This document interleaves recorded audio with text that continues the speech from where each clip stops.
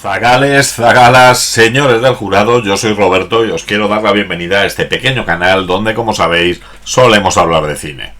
Ya hemos vuelto y es que este año hemos aprovechado al máximo las vacaciones, hemos tenido Juegos Olímpicos, hemos visto un montón de nuevos estrenos como ya repasamos la semana pasada junto con JM Ware y en general podemos decir que hemos tenido un verano bueno en cuanto a cine se refiere.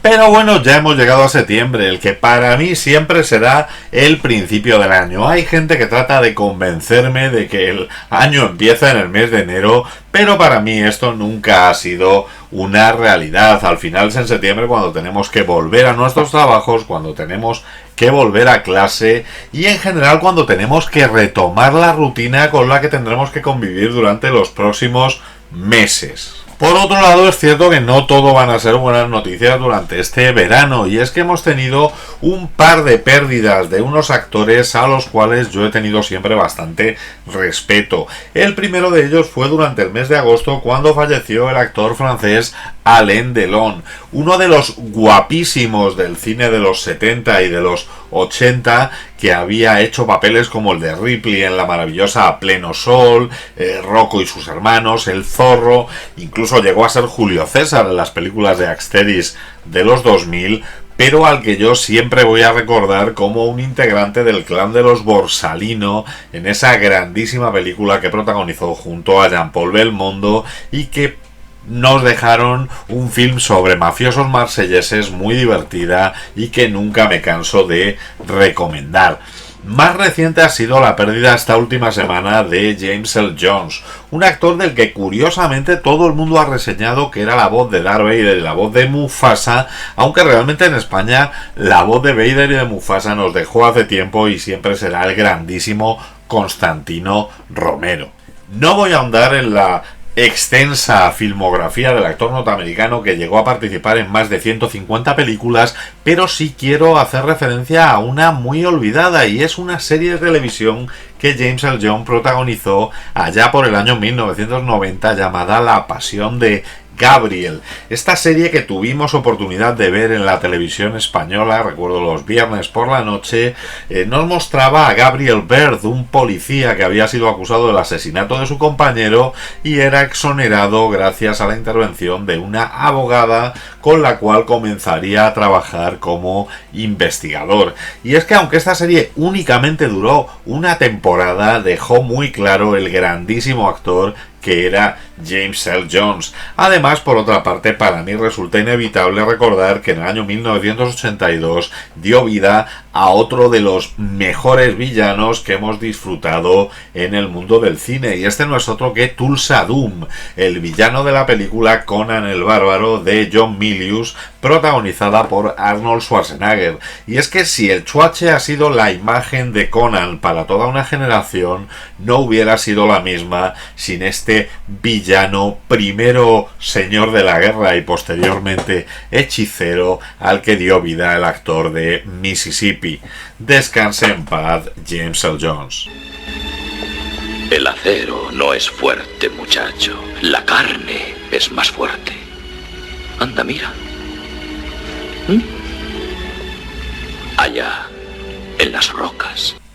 Y bueno, es que acabamos antes del verano hablando de Arnold Schwarzenegger y parece inevitable que el actor austriaco siempre aparezca por este canal. Y vamos a empezar esta nueva temporada con una película de este grandísimo actor. Podríamos haberlo hecho con Conan, pero esto es otro rollo.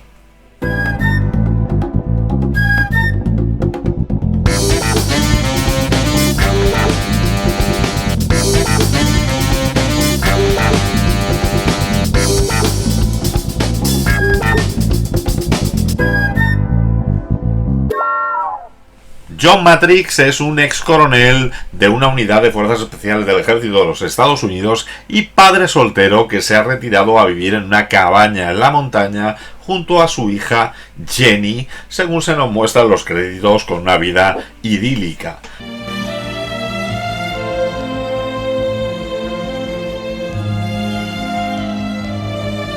Sin saberlo él, sus compañeros de combate están siendo asesinados uno a uno. Primero Lawson, luego Forrestal y por último el capitán Bennett. Su amigo, el general Franklin Kirby, pone a Matrix bajo el cuidado de dos guardias armados, pero los villanos logran matar a los soldados y secuestrar a Jenny. Recuerda que estás en la dirección del viento. La corriente los puede descubrir. ¿El viento? ¿Crees que a lo mejor podré olerlos? Yo los olí. Matrix descubrirá entonces que Bennett no había sido asesinado y que este militar que había caído en desgracia es el jefe de los secuestradores y ha secuestrado a la hija para que Matrix colabore con el exdictador y señor de la guerra del ficticio país sudamericano de Valverde, Arius, en el asesinato del actual presidente de este país, dado que Arius fue depuesto por la unidad que lideraba Matrix y pretende dar un golpe de estado. Desde que me echaste de tu unidad, supe que me las pagarías. ¿Sabes qué día es hoy, Matrix? Pago. Matrix se verá así obligado a volver a tomar las armas para intentar salvar la vida de su hija Jenny. ¡Por mi hija mato! Y este argumento tan sencillo es el de la película del año 1985 dirigida por Mark Lester, Commando. Jeff Loeb, famoso guionista de cómics que llegó a crear historias como El largo Halloween para Batman, y Matthew Weissman, su colaborador habitual con el que luego trabajaría también en la película Teen Wolf, inicialmente escribieron Commando como un vehículo al servicio de Gene Simmons, el líder del grupo Kiss, el cual iba a interpretar el papel principal. En un primer borrador el argumento trataba de un agente israelí del Mossad que, harto de la muerte y destrucción que vivía en Oriente Medio, decide emigrar a Estados Unidos y debe salir de su retiro por el secuestro de su hija. Tras este primer borrador, el cantante rechazó el proyecto y se procedió a reescribir el guión, teniendo en mente en esta ocasión al actor Nick Nolte. Nick Nolte, por otros compromisos, acabó también saliendo del proyecto y llegó al mismo nuestro queridísimo Arnold Schwarzenegger, que requeriría, entre otras cosas, una reescritura del guión. Para ello se contrató a Stephen E. de Souza, un guionista que ya había tenido cierto éxito con sus guiones para Límite 48 horas o para Perseguido, y que además siempre va a estar en nuestros corazoncitos por haber dirigido la maravillosa película de Jean-Claude Van Damme, Street Fighter.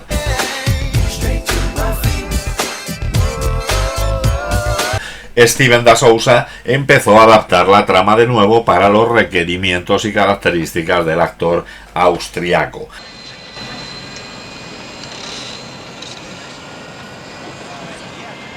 Perdone, ¿cuánto dura el vuelo? Aterrizaremos exactamente dentro de 11 horas. Gracias. Y hágame un favor. No moleste a mi amigo, está muerto de cansancio. En ese momento le ofrecieron la dirección de la película a John McTiernan, que estaba en pleno proceso de montaje de su película de debut Nómadas, y tuvo que rechazar la propuesta. Tras el rechazo de McTiernan se eligió a Mark Lester, un director que en aquel momento tenía una cierta popularidad gracias a la adaptación de la novela de Stephen King Ojos de Fuego con una jovencísima Drew Barrymore, pero sobre todo por el gran éxito de su película Curso de 1984, una especie de Rape and Revenge en el ambiente de un instituto que se convirtió en todo un éxito de la época. Curiosamente, el director Mark Lester nunca llegó a conocer a Jeff Loeb, a Matthew Weissman, a los guionistas originales del proyecto, dado que, como habían sido sustituidos por de Souza, solo tuvo trato con Stephen de Souza.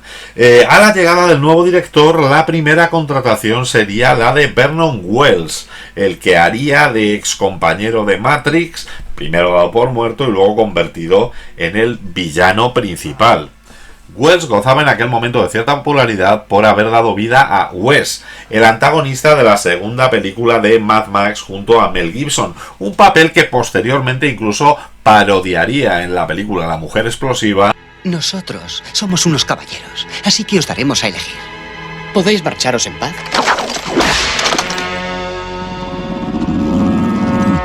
O quedaros y morir.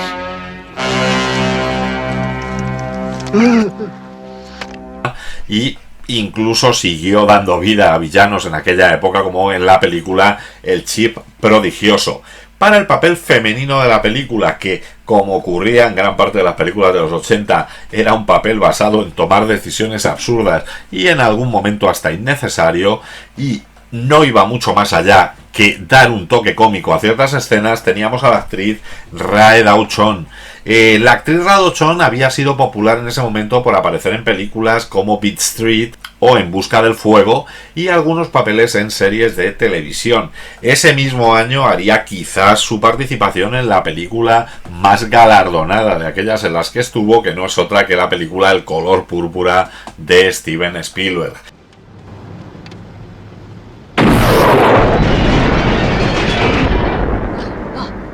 ¿Qué coño ha sido eso?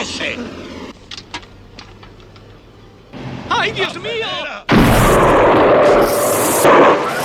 Dando vida a Jenny, a la hija de Matrix, nos vamos a encontrar a una jovencísima actriz que luego se haría tremendamente popular durante los 90, Alyssa Milano, que únicamente había participado entonces en la serie ¿Quién es el jefe? Y que solo tenía 12 años de edad.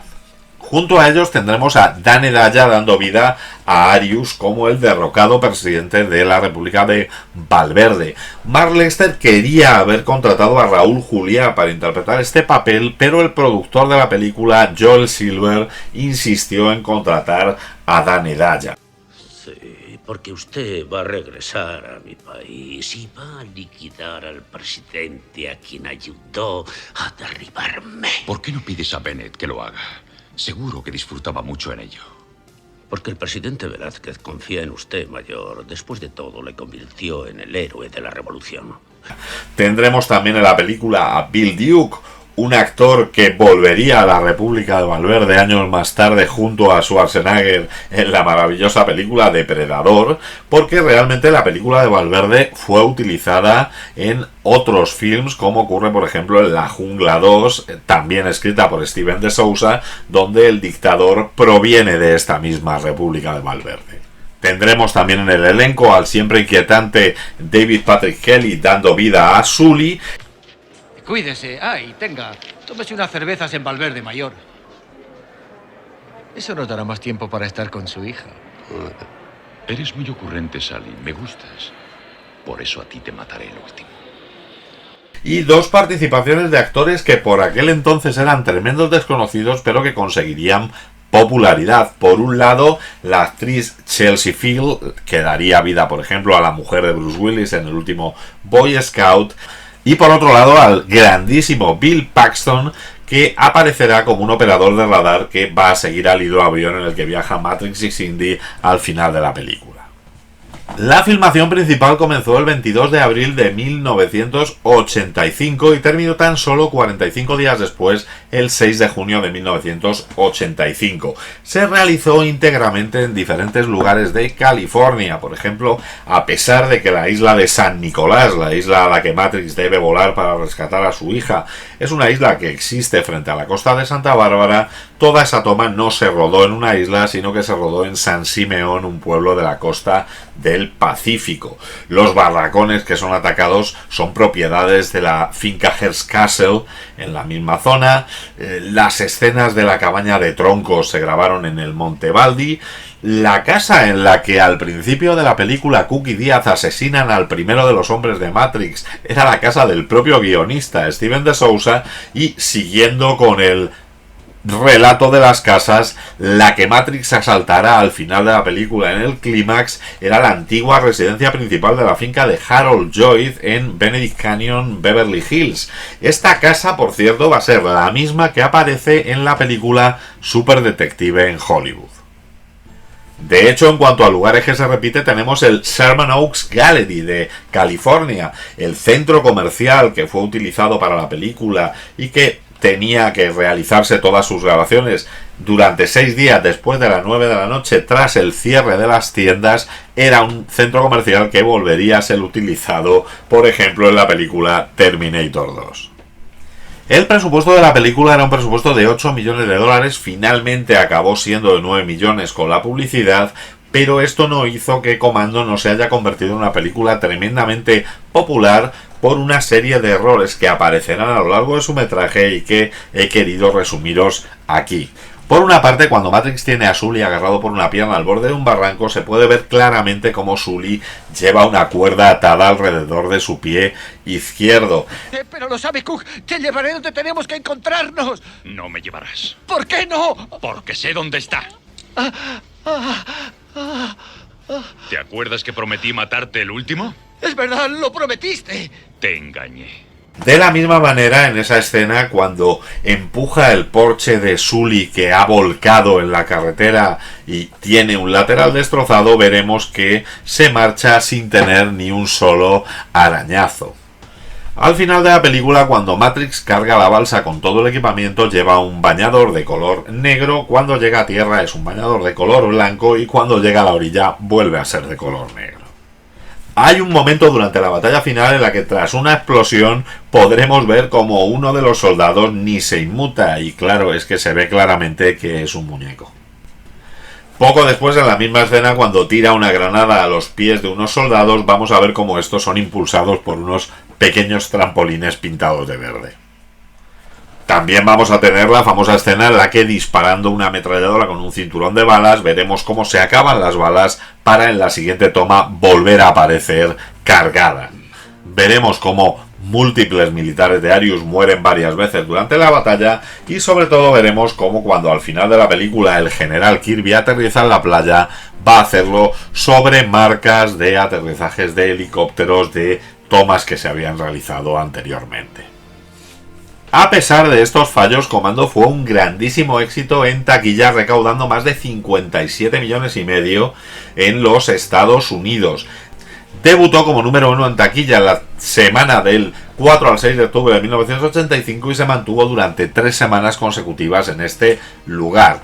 En cuanto a la crítica, la mayor parte de ellos consideraron Commando como una mala película, pero divertida. Algunos críticos llegaron a decir que era la película definitiva de los 80 para Schwarzenegger. Era una película repleta de una trama simple, acción exagerada y frases ingeniosas interminables a lo largo del metraje.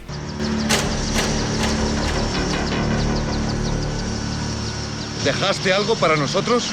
Cadáveres.